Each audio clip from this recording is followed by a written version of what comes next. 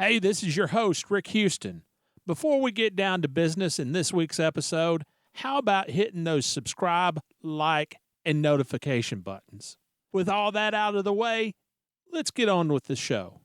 All right, you said that you didn't cheat. With that being said, how much of your stuff wound up in Dick Beatty's garage? A few. It's just the things that I was talking about. It was not really cheating. It was just stretching the gray area.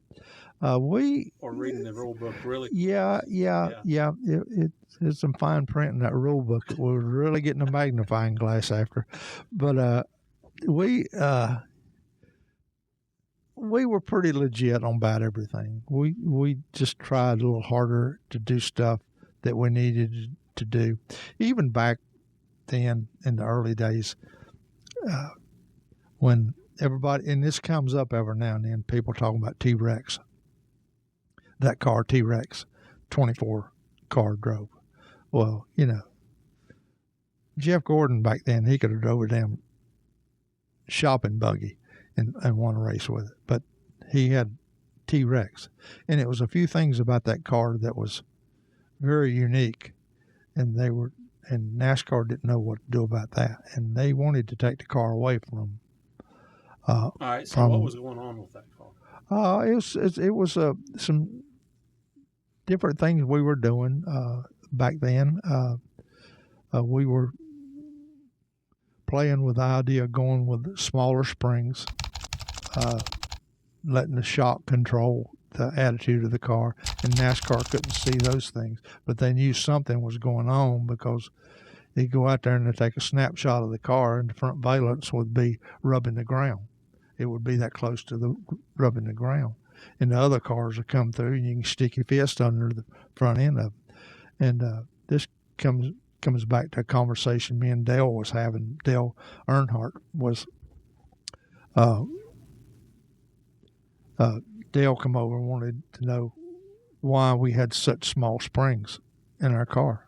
I said, well, the springs are springs, you know, but we relied on the shocks to be able to rebound in the shocks to be able to pull the car down, not rely on the aerodynamics of it so much, but we got as much as we could to get the car lowest to the ground. Because anybody knows the smaller you make the car, the faster it's going to go.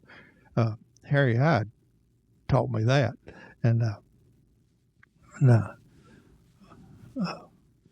but anyway, what were we talking about, Rick?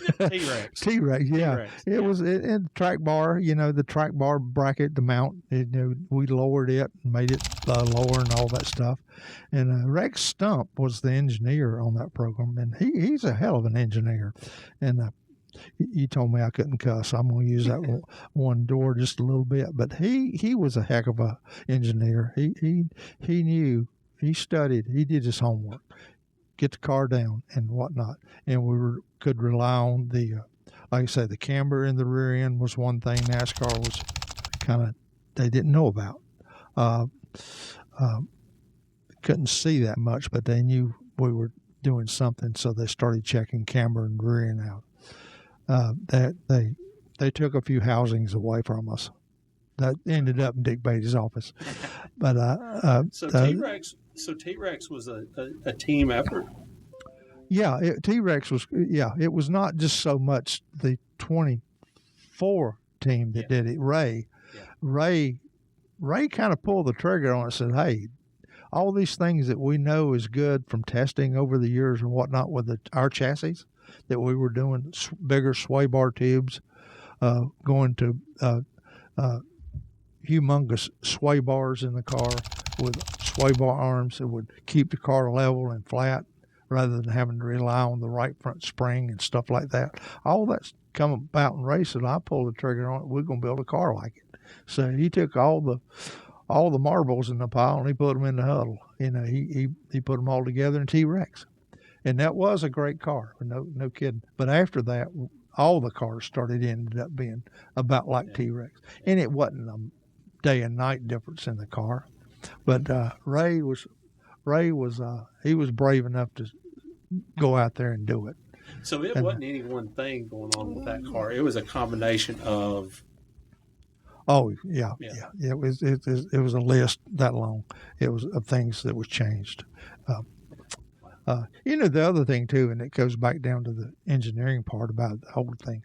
We would twist all of our chassis to the point to where we would know when we welded. When you take a structure like that and you weld it up, it will pull and shrink and kind of form itself into kind of like, I'll call it a spring a little bit, and it don't have its memory. But if you don't weld it exactly properly, we went through all that with T-Rex to be able to get the car.